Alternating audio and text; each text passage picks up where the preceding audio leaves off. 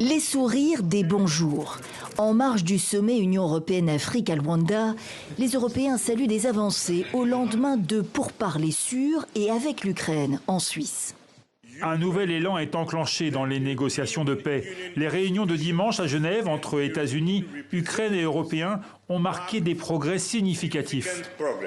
Ne rien céder à la Russie sur la souveraineté de l'Ukraine après 4 ans de guerre meurtrière et regagner le soutien des États-Unis qui ont présenté un projet d'accord de paix largement favorable à Moscou.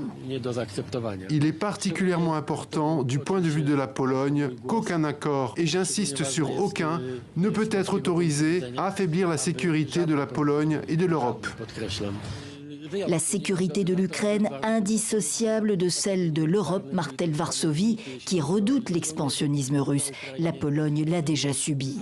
Kiev salue la diplomatie qui s'active. C'est une bonne chose. Nous espérons que cela aboutira à des mesures appropriées. Mais beaucoup reste à faire pour un accord, ajoute le président Zelensky. L'Ukraine expose ses lignes rouges. Permettez-moi d'énoncer nos principes clés et nos priorités. Pas de reconnaissance de l'occupation russe des territoires ukrainiens, pas de restrictions aux effectifs de l'armée, pas de veto sur le droit de l'Ukraine à choisir ses futures alliances. Rejet des diktats de Moscou donc.